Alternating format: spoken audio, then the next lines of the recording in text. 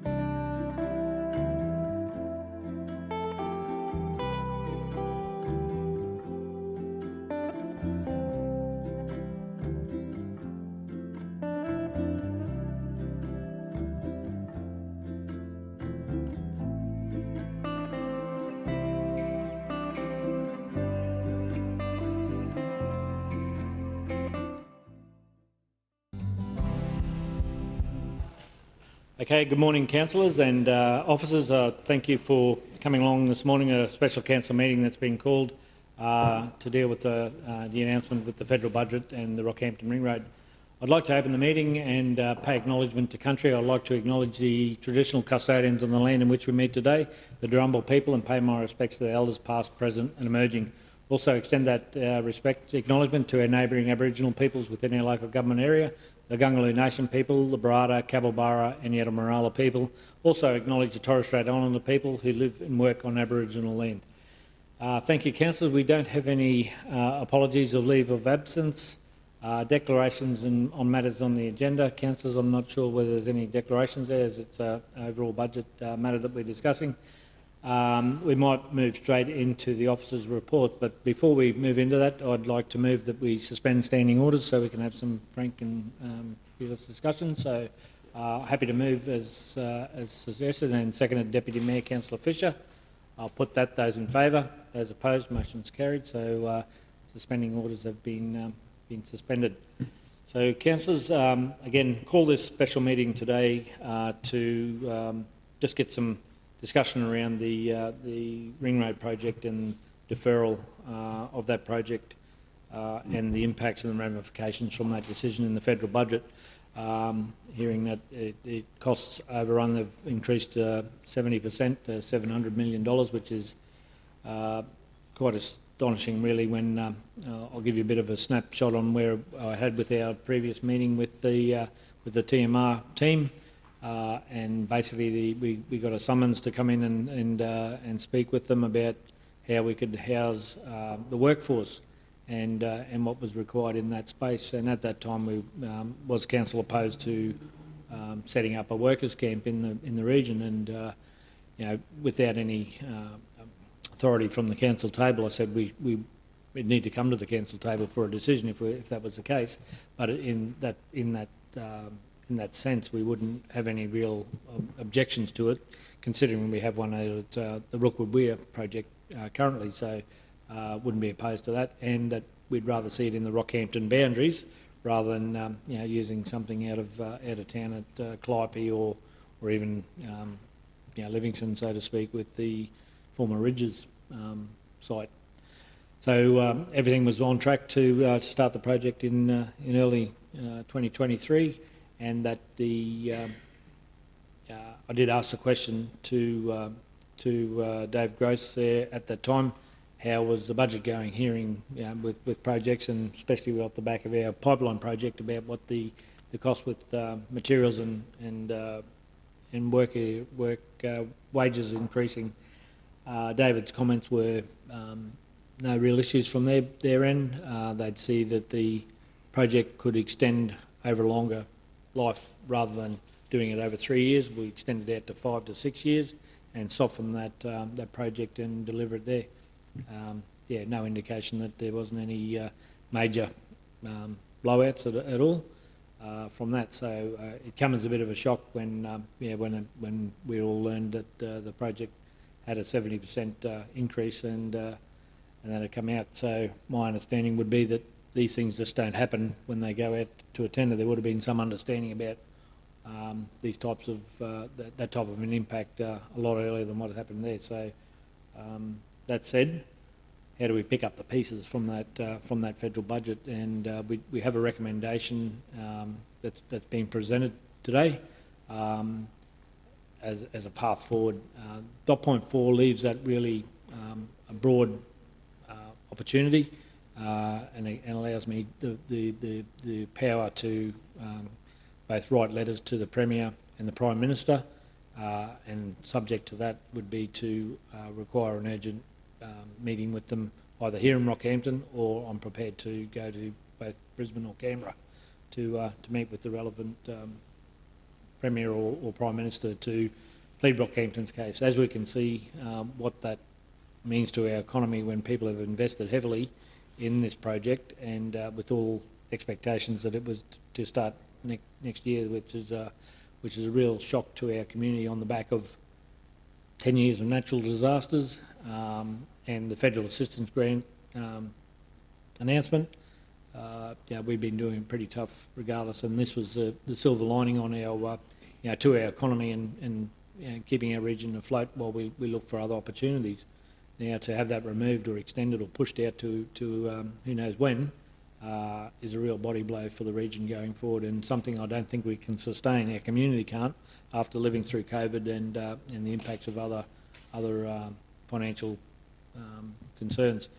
And we see investment into other areas across the state. We're just the forgotten city when it comes to projects and what's happening. And this was the one that was going to mean a lot for us to, even though it was a sugar hit and something there that was going to boost the economy for a number of years, it was better than nothing. But to have that removed or extended or pushed out is really concerning. So I might just open it to the floor with any other councillors' comments on thoughts or suggestions about where it is and a way forward from there. I know Michelle has been following the politics on the media. Michelle has been in down Canberra talking the project up, but it's very political at the moment with where that's at. So I think she's doing everything within her power. I think we've got to do that from the council's perspective to be able to put a case to the relevant state and federal governments about the urgency to put this project back on track sooner rather than later, without having to scale back the project. That's the other concern, is that they'll look to scale back the project and reduce the scope to a smaller level to try and rein in some of the costs that's happening. But I need to see a number of lights, so I'll go around the table first. Councillor Wickerson and Councillor Councillor Well, Rutherford. Councillor, Oh, sorry, Councillor Smith. she's chair, it's her portfolio. Yeah, I couldn't see your light on that's the bottom okay. there. Just, I've got another thing, I don't know. Yeah, who's yeah, this one? sorry. Someone must have mine. yeah, Not sure. Councillor Smith, sorry for that. Yeah, look, I'm really concerned for our small subcontractors that we're really looking forward to that. You know, I know someone that works as a civil engineer, and the ring road was his next stop as well. You know, it just affects so many people. But I think our smaller subcontractors, and a lot of them are probably in my area, they're devastated. You know, so without another major project around here, it's the the long-term effects are going to be felt for years and years. It's it's not good, and I think even people who I would have thought were against the ring road are saying that's really bad news. You know, but I just wanted to ask as well. I just didn't know how that sounded. The number 4. Support Mayor in making all reasonable representations and efforts to bring Rockhampton Ring Road project back into near-term federal and state governments. That near-term, what is that? Well, this budget's been handed down. They're not going to change their tunes on this budget, so it's the next budget. I'm not sure. Okay. We're still trying to sift through the budget to see exactly where it is in the forward estimates, of what type of scale that project would be and how far out it is. They're saying 25, 26 budget, so bringing it closer rather than leaving it at that distance. Okay. Oh, okay. Near term, so near Oh, now. Yeah. as soon as possible. Yeah, basically. next year or so. Yeah, and to stage it. Ross? Sorry, through the chair, Angus, correct me if I'm wrong, but in the 3-year, they've generally published the federals, 3-year forecast, and we can't find it in that 3-year element. So I think we want to get it nearer than that, but that was the original plan. Yeah. We still... And- Sorry, Peter? I'm just going to... Are we online? Yeah, okay. We'll leave it at that. Righto. So yeah, we still can't find it in the budget papers. So the Yeah. near term is where we're looking for. So Yeah. and that's the idea, to try and advocate on behalf of the community what Yeah. it means to our economy Yeah. and the devastated businesses that Yeah. say now Oh. have planned to have this project come online as soon Yeah, rather for than later. sure. So Yeah. So my concern all the time was that, to me, my life is before COVID or after COVID. And this was priced before COVID.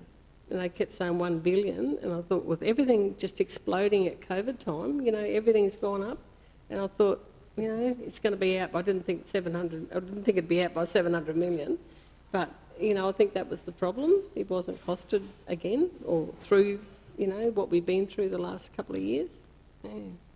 again, it's our role to basically go with what the other levels of government have been doing. I mean, the project of this scale, we've seen with the Epping South project, it come under budget. It was budgeted 300 million and it was delivered under budget and on time.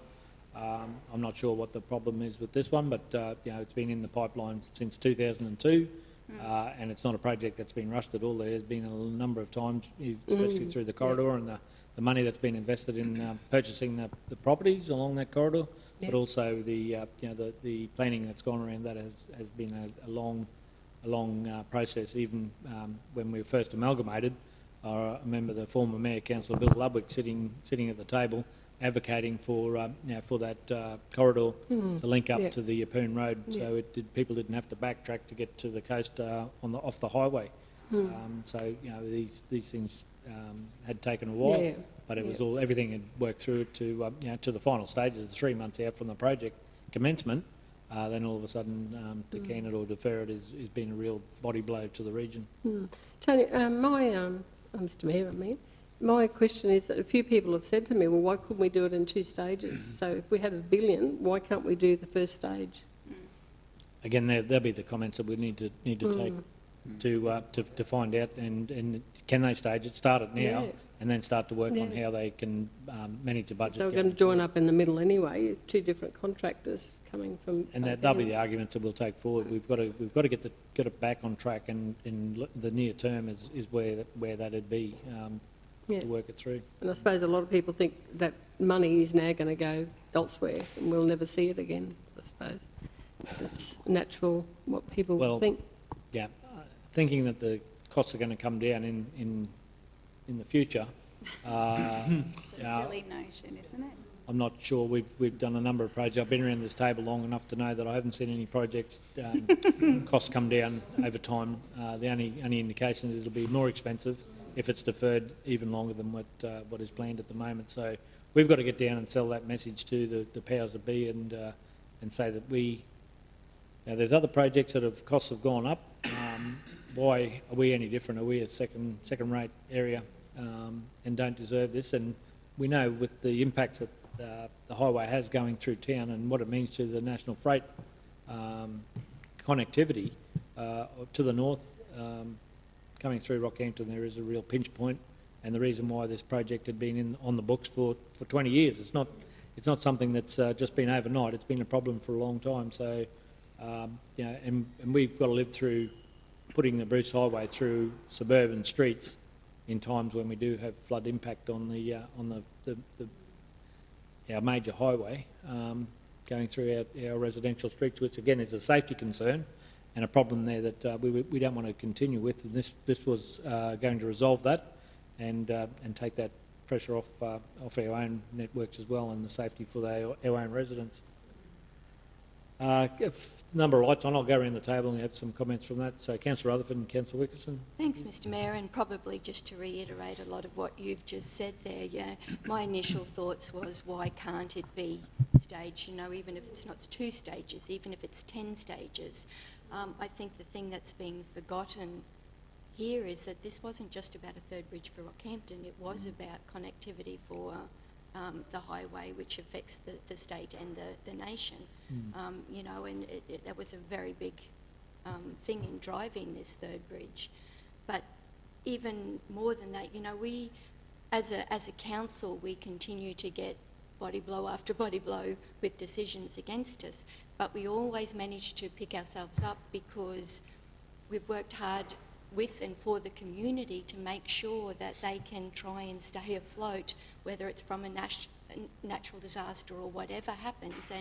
And our community have worked hard through some really difficult times, not just those disasters, but COVID and everything else, and every time they're on their knees, they fight to get back up.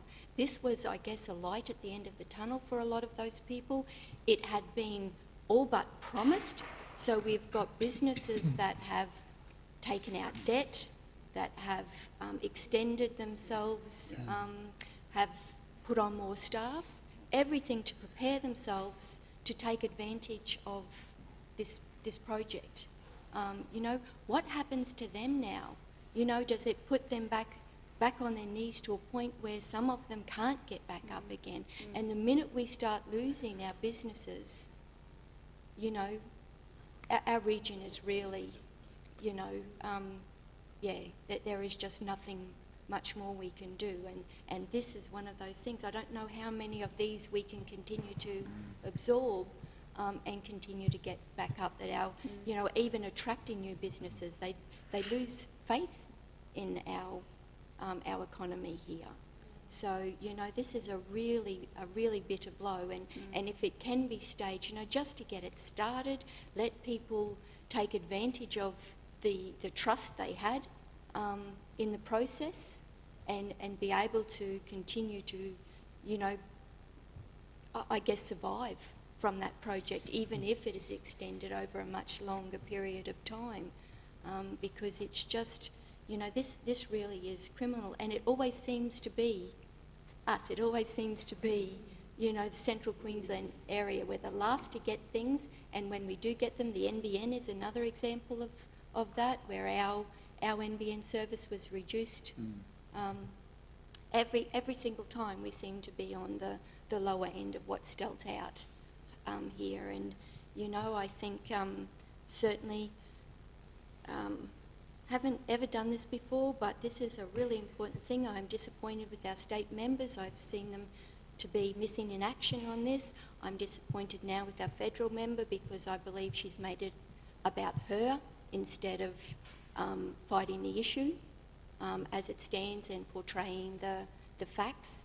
On this one, we need to be united in saying, in just continuing to put those facts forward, you know, and that is us, state members and federal member together, standing up and saying this is not good enough for Central Queensland. And it's just, you know, it's more so than just delaying a job. It's, you know, it's the start of really bringing us to our knees and stand together and fight that. Probably similar to we did with the Adani project as well, you know, and whether we need to call through our businesses to stand with you as well at the doors of Canberra. Yep. And continue to do that. And you're dead right. You know, when a flood comes again and everything stops because traffic has to come through residential area, which has 2 primary schools and is a major route for emergency service, for ambulance to a hospital, you know, it's not fair. It's just not fair. And why should our community have to be put in that position over a budget decision where we see other new projects being announced, Yep. while this project had been on the books for 20 years? Yep. They should have started it and revised it as they went through, staged it again. There was no, there hasn't been any communication with the council over this decision. It's just been aligned through a budget process. So very disappointed in the process, and one will express that as we move forward. But we've got to do everything within our means, and now I'm calling on the community to back the council and make that advocacy to the other levels of government to make sure that they're aware of what this decision means and the damaging impact that it can have to our economy and the future of the town. You know, if they want to make us unsustainable, this is a great way to be able to do that. And it impacts on so many different levels, a decision like this. Thanks, Councillor Rutherford. Councillor Wickerson? Thanks, Mayor. Look, I support all those 4 recommendations there, but probably just to strengthen them up a little bit, and I'll go through a couple of them. Just even the first one, absolutely, we're disappointed about the outcome of it, but I think that probably needs to be just a bit tougher and leave disappointment in there, make it extremely disappointed, whatever, but strongly object to. So it's a bit more, I mean, it is a motive, but that just need to be a bit more harder hitting. Yeah. We're going to go out with, you know, all guns blazing. And I think you've already touched on about their unified approach, and other speakers have too, but involve everyone possibly can, including our neighbours down at Livingston who'll feel a hit from it as well. More in the boat together, all fighting as one is the way to go. And it's going to be argued. We've got some tensions there from other issues, but this is the time to all fight as one, I think. No, I had a call from Mayor Island saying he's ready to stand shoulder to shoulder on this one. So, again, I think it's one where, again, build strength in numbers, and more than happy to include that. And again, that comes back to item 4. That just gives me the ability to be able to build an arsenal there to be able to go down and argue the point. No, that's with right. as many And people even as moving we possibly forward, can. sorry, Mayor, even moving forward, that new relationship building, now that we've got a common enemy, if you like, is not a bad thing, I think, as we go forward. Now, point 3 about seeking commitment from both the state and federal governments, absolutely agree with that. But if you look now, though, they're already partially committed. They've got the whole corridor sorted. We had some Facebook, social media where people are saying, look, I lost my house because of this. So they got paid for it, but whatever. Even this morning at the LDMG meeting, I was chatting to Eddie Cowie from SES and the police and ambulance, that all that facility out of Dreamtime, major changes there because that's where the ring road comes out. QAS building was going to be demolished. They're already committed in part, but as we talked about staging the project out, absolutely support that. That $1 billion, if you've got parked there now, if they wait 3, 5, 10 years, whatever, that'll be worth less.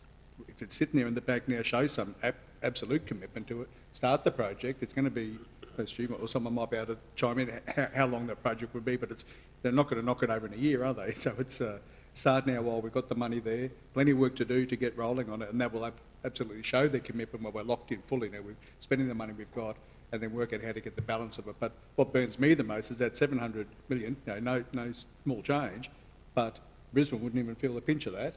They spend triple billions of dollars, so it's always the regions that get hit with it. And it seems to us that it's always us. We've lost our FAGS funding and a heap of other stuff that always we get hit with it. Take it out of someone else's bucket for a change. We've already been hit hard enough. If they want to cruel us, that's the way to go. That'll be the last straw. But we all have to have a unified voice on getting that message out. Yeah, thanks, Councillor Wicks. And you'd be familiar with the natural disaster. Once a disaster occurs, it's 2 years after that natural disaster for the economy to recover. We've had a decade of disasters back to back over that time, and we're still recovering from those announcements. And you throw a global pandemic on top of that, and then our reduction in the federal assistance grant money. It's really crude our ability to be able to advocate. And we're doing our very best, and again through Advance Rockhampton, trying to make the town livable and invest in economic development, attracting people to the region. We're sending the wrong message if the government, other levels of government, are not going to invest into the region. It really is a detractor. And people won't come in there and invest money on the premise that things can change overnight at the stroke of a pen, which is what's happened. And that's a wrong message that we need to be sending, especially to regional Queensland that struggle to do it tougher than everywhere else anyway. It's another added hurdle in front of us to grow our region, and all this is doing is deterring investment into the region. So I echo what you'll say there. Sorry, just one I forgot to mention, just on the disaster front, with increases in transporting of munitions, we get that coming to Port Alma and going off all over the place, and also big quantities of ammonia nitrate going through town. We've seen in Emerald, I think, where one of these trucks, a small truck, went off. We don't want that in the middle of the CBD. The devastation and the loss of life would be just incredible. So that ring road would solve that safety issue as well, and a range of other things going through, semi-trailers and trains and you name it. And it's bad enough having the Northern Rail link going through the centre of the city, let alone the Bruce Highway as well. And part of that was to have both corridors combined. We were happy just to see the highway around the city. And you look at Townsville, Cairns, everywhere else has got a bypass or a ring road. Why are we any different to anywhere else on the national highway, where we've got 19 sets of traffic light and holding up the freight to market? Is a real concern. You talk to any of the freight companies that have to run that gauntlet of running through the city, and I'm sure they show you their bottom line's impacted by the loss in time having to run through the city. Councillor Latchman and Councillor Kirkland, and I'll go to Deputy Mayor. Thanks, Mr. Mayor, and I'd just like to convey the same sentiments as the table. It is disappointing for our region and our community. I do agree with Councillor Rutherford as well, and you've mentioned Mayor.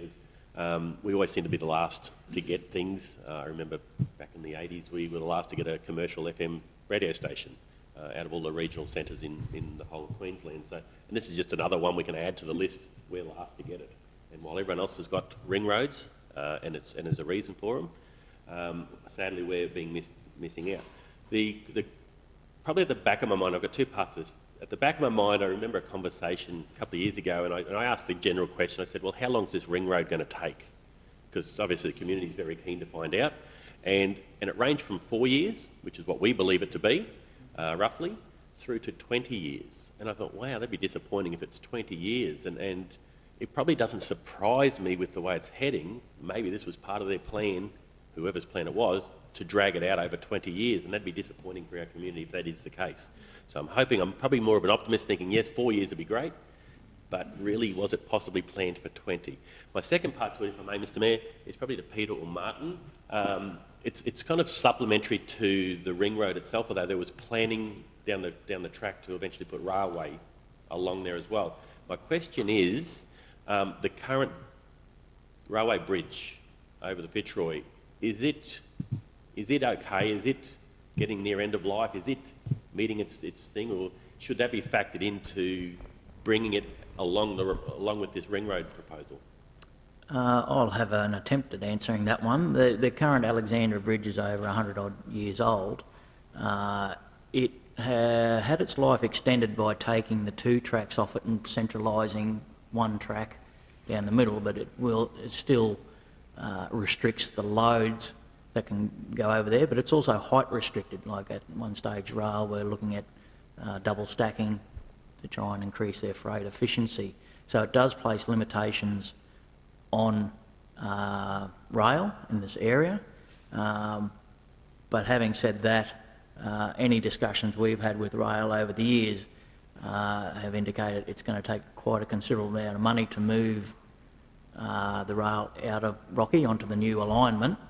And from I suppose, an economics point of view for the likes of Queensland Rail and those, it doesn't stack up unless there's a government intervention to bring a substantial budget to move it out there. Okay. Is there any risk of it failing in the next 10, 20 years? Or? Oh, that's not an answer I could provide, but I'm pretty sure Queensland Rail keep a very close eye on the bridge, but and they're responsible for the maintenance of it. So, but I do know that it does limit certainly the height and certainly the weights of cargo they can take across the bridge. Okay. All right, thank you. Thanks, Councillor Latcham. Councillor Kirkland. Oh, thank you, Mr Mayor. I'd just like to congratulate yourself, Mr Mayor, and the team that have actually worked on presenting this today. The points that are there are in the commentary absolutely give highlight to the community and anyone at large who's wondering why we're making such a fuss over this. It's clear that this is a logistical progression of our local transport system. It's a common sense thing that needs to happen. And Councillor Latcham, I could only think of your first name then, Councillor Latcham made a point there about 20 years. Well, on your 2002, it's already been 20 years. And so it is actually, I believe, and as my colleagues have rightly said, it's about time that it's a fair go. It's owed to our community. I am very concerned about the way that this is breaking the spirit of our community. All of us have been out and we've been talking to our community since the release of this information, and literally just the average people are gutted because they had put so much hope in the economic contribution that this would be making to our region. And I think that the ripple effects of closing this down are more than we could even begin to quantify. We've heard about businesses, local businesses from Councillor Rutherford over here, who have contributed resource and time and augmented their business and taken on new staff, all in anticipation of the delivery of this promise. And then bridges, we took in the commentary here, we're looking at the bridges that we have that are already getting to end of life. They do not have the capacity to take the traffic that's actually moving through our city now, let alone, in the next 5-10 years as we are forecast to grow. So the truck movements of 3,100 heavy vehicle movements through our region every day is a real concern for the safety of the schools and the people that they're passing. This is a major project that has just placed so much hope in our community. To have it pulled away and shunted onto a shelf where we do not know where it's going to reappear is a great concern. The fact that it connects our industrial estates. We've got our Parkhurst Industrial Estate and our Gracemere Industrial Estate. So many businesses in those two estates have been holding out for this connectivity that's provided by the ring road. And so I worry about the businesses and the reinvestment, as you rightly said, Mr Mayor, whether they're going to come back and reinvest into our region because they needed that connectivity to join those two particular areas. The investment, I've mentioned political football. Is that what we are? Is that what this is? Rockhampton residents and the Rockhampton businesses and all of those people that have contributed to this project already are now, we're part of a political football game. I think that it's time for our region, as you've rightly said, Mr Mayor, to join collaboratively. Certainly, Councillor Wickerson, join with our neighbouring LGAs, work together, community, business, LGAs and everybody, our state and our federal representatives, to push back on this decision and get it reversed. And there's no reason why they can't reverse it. And I'll just end on hope deferred makes the heart sick, and that's what's happened to this community as a result of this decision. Thanks, Councillor Kirkland, and yeah, I echo your comments there. I think if you talk about the ripple effect, that's something that'll be felt for years to come. Once people invest in a project there and have the rug pulled out from them, it's hard to recover once you've made that investment going into debt and the like to be part of that project and then have the gate closed in front of you. Really will have damaging effect for our region going forward. We're trying to grow the region and build on our strengths.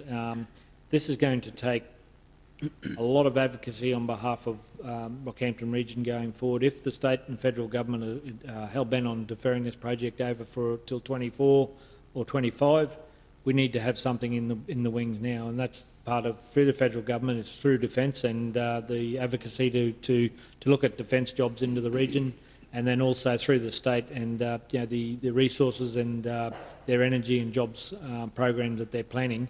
We want to be part of that and make sure that we advocate strongly that we need to be investment into the Rockhampton region, because if that's not here, we see that investment going to Gladstone, going to Townsville, going to Cairns, going to Ipswich, Maryborough. You can name all these cities and they're all getting investment into long-term sustainable jobs. Where is it for Rockhampton region? Where's the plan for Rockhampton region? We don't see it at the moment, and this is just a real body blow, having this major project, which was a sugar hit, removed or extended. Councillor Fisher, Deputy Mayor. Thank you, Mr. Mayor. Look, I wholeheartedly support the 4 dot points. I'd like to sort of talk about, okay, what's next from here. What we do know is when Jenny Hill gets something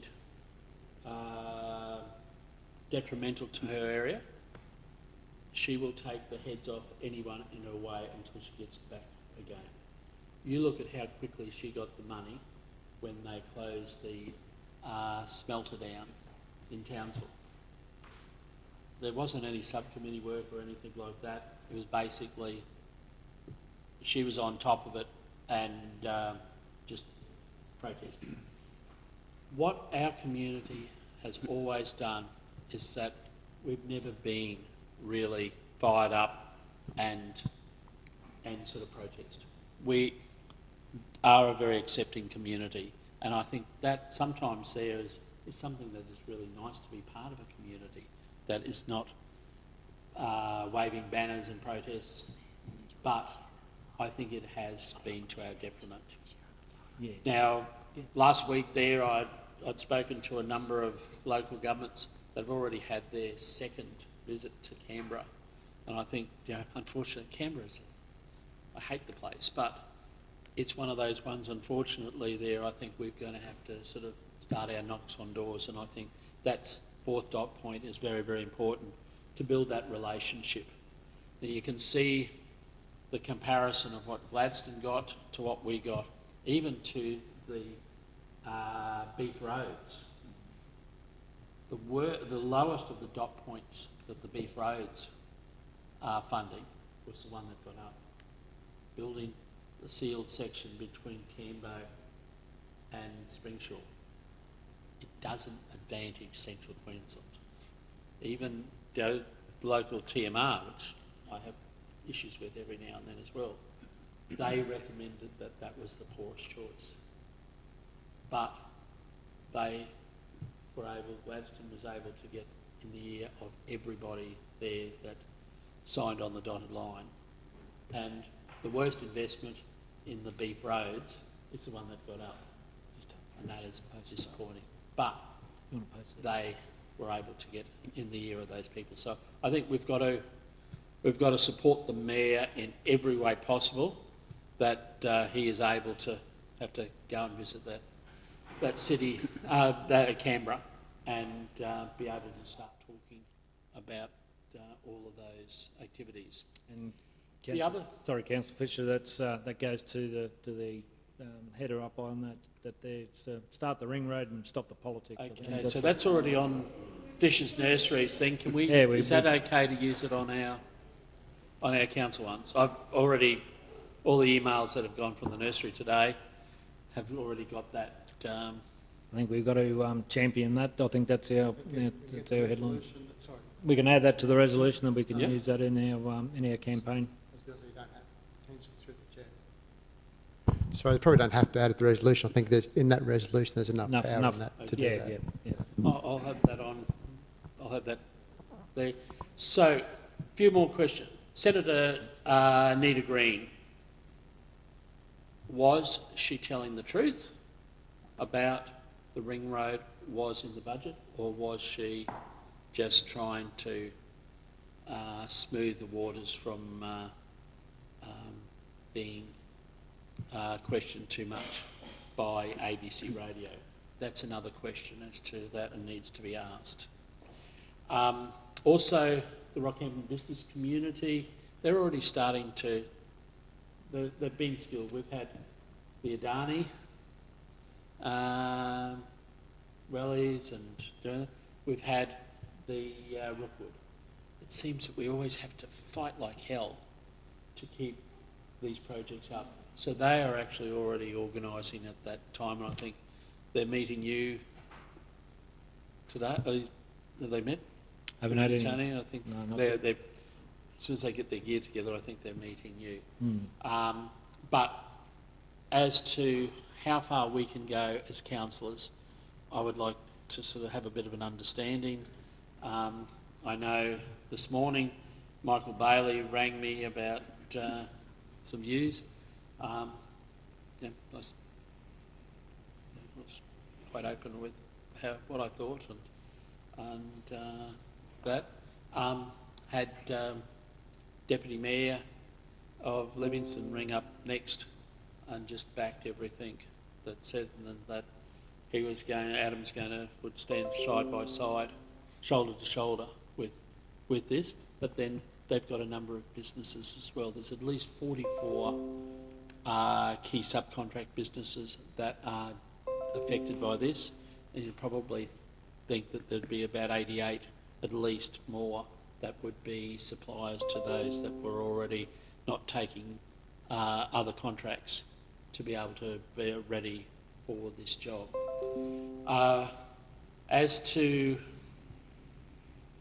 what we can do, I just don't want to cross the line and end up having those little fellas crawl out from under the No, I think if we, Councillor Fisher, we stick to the recommendation and give that support through that one was item 4. Yeah, that one was the one I wasn't quite sure how No, far. I mean, and that is opening up to a level where we can work through the office of the mayor to do that, so it covers off on it. That will be my thing. Can you just clarify that a little bit, Mr Mayor? Because I was the same as Councillor Fisher. I think if we're supporting you, then whoever we're talking to, do we have the right to talk about what we're talking about, or are you wanting us to take everything through? I think it's, coming through myself. So you don't want us to give any Oh, no, I'm happy to do that, but it just needs to be preference. It's not, if it's a personal opinion, you state that first, but if it's coming from the organisation, then it needs to come through the right path. That's it. And probably some briefing notes would be, if we could probably add a fifth point, or not, but under an understanding that we have, those briefing notes have actually worked very well for us. This is the start. I think it's going to take a while. This is just giving us the direction to start, and it's something that we will be working on over time, and I think that'll help. That'll evolve as we go forward. But we'll make those first representations, and that's basically asking for that authority to be able to do that today through this resolution. Marcus, sorry, Martin, was there a comment there? Or? No? Yeah, Councillor Mathers. Thanks very much. Councillor Fisher. Oh, yes. Yeah, thank you. Councillor Mathers. Thanks very much, Mr Mayor. Yeah, look, I agree with everything that's been said around the table today, and I'm certainly more than happy to support the 4 points of the resolution. When I heard the news earlier this week, I'll be honest, I was wondering, why aren't we jumping up and down, screaming from the, from the hilltop, and we can't take this laying down. So, Mr Mayor, I'd just like to say thanks very much for your leadership on this, for calling this meeting, and we can't just let this lie. We can't let it go. So happy to support in any way any way we can. The other thing I'd like to maybe suggest of something that, you know, I'd like to see happen is maybe a meeting as soon as we could with our state and federal representatives as well, because I think, you know, we're starting to make some noise now, but we need that support from those people as well. That dot point 4 gives that authority, Councillor Mason, and thank you for that support. I think it's, you know, if we're united at the table, then that gives the authority and sends that message to both state members that we can, again, happy to stand shoulder to shoulder with them, because it is a great impact on their political careers as well, I believe, and one that they need to, you know, be in step with the council going forward with this, because it is our community, our future of our region that needs to be addressed and taken forward with this project. Councillor Rutherford? Yeah, just a couple of points, Mr Mayor. I think Yep. There's also a bit of a message to be communicated to our community, as far as this is not just about the ring road. This is a principal thing. This is about the future of the economic future, and I guess the future of our region. So whether you agree or disagree with the ring road itself as a project, it's deeper than that. This is a core about Rockhampton continually missing out on things that have been promised or being the last. So I think there's some communication that needs to happen in that space. Also, I think CAP Enterprise have a role to play here as well. They represent a lot of our businesses. They get funding Yep. from a lot of our businesses, and I believe that there is a place for them to be lobbying here. You're right, and I don't think we stop at that. I think we knock on every door, even if it's through RDA and through the CQ Rock. We Yes. put our case forward to those other organisations as well. Yep. I think we can't control a natural disaster, but this is a disaster that's come on us by financial means, and that the ramifications to that to our community are quite devastating. So it's one we really need to put it in that space, that it's like a natural disaster that we're experiencing from this decision, which is going to really have ramifications for our future going forward. Yes, thanks, Thanks. Mr Mayor. I'm glad you mentioned CQ Rock. That was one of the things I'd thought earlier, and it had slipped my mind. I think, you know, if there's ever a time for the region to stand together, it's now. In this Yeah. space, yeah. No, thank you. Councillor Wickerson, then Councillor Kirkland. We'll wrap it up then. Yeah, thanks, Mayor. I just want to say, look, I love the billboard. Any good protest or battle, you need one rallying cry, and that start the ring road is very clear, and there's no doubting what we mean by it. But I'm just wondering, with the resolutions, and I know it talks about getting more money to complete the project. Obviously, we need that, but it sort of doesn't really clarify. We want it to start now with what you've got. Can we make sure that the resolutions clarify Item that? 3, seek commitments from both the state and federal to commence the project construction no later than 2024. Yes. No, sorry, I guess that's it. Sorry? Yeah, no, that... That covers it? Yeah, no, I think so. But even the first one, I think, just to make that a bit stronger. Yeah, I think it was extreme disappointment. Yeah, extreme and objection. It just sounds a bit more Yep. hard-hitting, but something, but... Extreme disappointment and objection, yeah, and objection to the relevant... decision. Yeah. To the Councillor objection Kirkland? to this decision or something like that. Just along the lines of what Councillor is talking about here, was the project meant to start in 2023 though? So why are we giving them till 2024? The budget's been handed down. Yeah, but don't they have They're doing something in the partial back. funding? Or is this not in there at all? That $1 billion is not in the budget? Parked. Yeah, I just worry if it sits there unallocated, they'll allocate it, but to something totally different. Allocate Ross, to somebody Ross, else. can you clarify that for us? Yeah, please? through the chair. The way I read that is that the budget is not in the budget at the moment. They won't revisit budget till May, March, June-ish next year. So they will still need that time to actually turn dirt. So that's from, say, June to January to actually turn dirt. And that's your theory, Angus? Oh, sorry, the background. Yes, certainly that was the theory. I mean, at the moment, there is no budget in the federal budget. It may still exist as a line item in the state budget. And the October budget that the federal government just handed down has been an interim budget, and they'll be back into the normal cycle for 23-24. And I think if I recall correctly, the federal budget is around about May in each year. Yeah. So that's as soon as, that's the nearest point that we can argue for, Councillor, and that's, that'll be where we'll take our lead from. Councillor Kirkland? Mr Mayor, I'm just mindful that we don't normally, councillors can't participate in petitions ordinarily. So is this one of those occasions where we're wanting the community to do something like that? Is there a way that we can facilitate that? I think that'll will evolve from the initial representation, but I think then we'll generate the community support, and they can support us and all of us in that role as we go forward. And I think this is the starting point to many advocacy projects, and you know, if we're not getting the ring road, then we've got to argue for defence, and we've got to argue for renewable jobs, you know, in that space as well. So we need a lot of work and advocacy going forward, and that's going to take a team effort. But the focus at the moment is to get this project brought back in sooner rather than later. With that, would we be, I'm looking at Ross because I'm not quite sure what we are allowed to do and what we're not. If there was to be an initiated petition, are we then able to get out there and start getting around, getting names? Well, I think actively that's dot point 4 is giving the mayor, giving the authority to be able to start those projects, and you know, then I can delegate to whoever may need to be able to do those things. So that's fine. Basically, Sorry, Councillor Smith. Yeah, just another ally I thought of when you're talking about the Rock, CQ Rock and Capricorn Enterprises, Capricorn Chamber of Commerce. Yes, yeah. Because all our businesses, I think it's over, about 120. Yeah. I think I went to the annual meeting last week. Are members of the chamber. Yeah.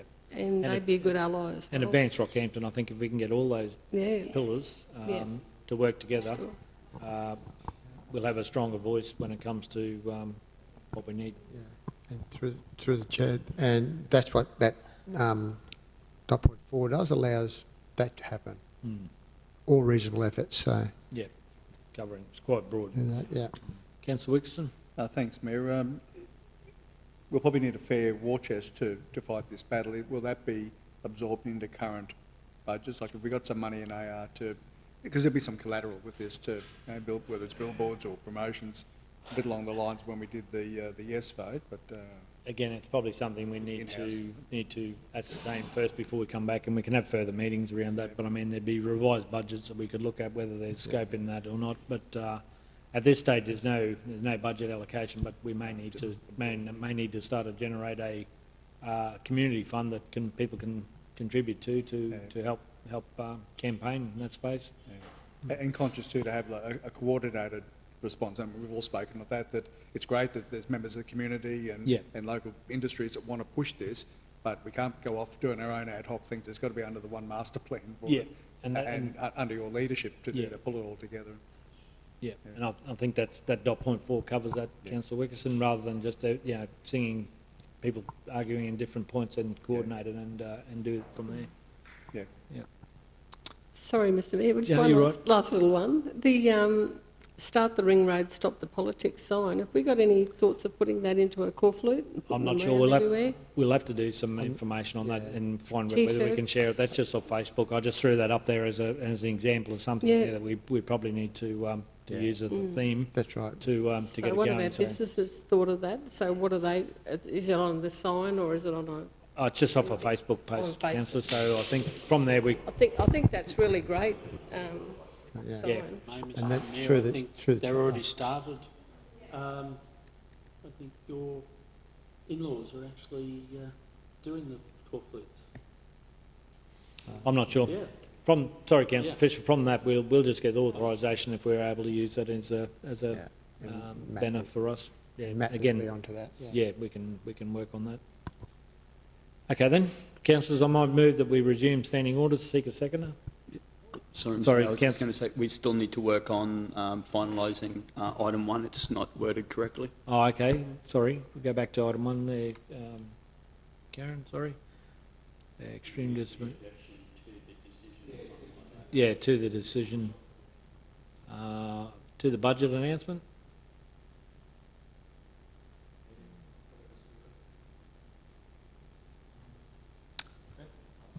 Through the chair, that then now leaves us also open to convey our disappointment to the state as well.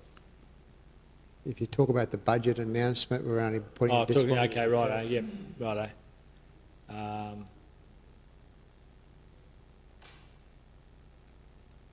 Yeah, take out the decision. The objection to the relevant, yep. It's pretty broad, yeah.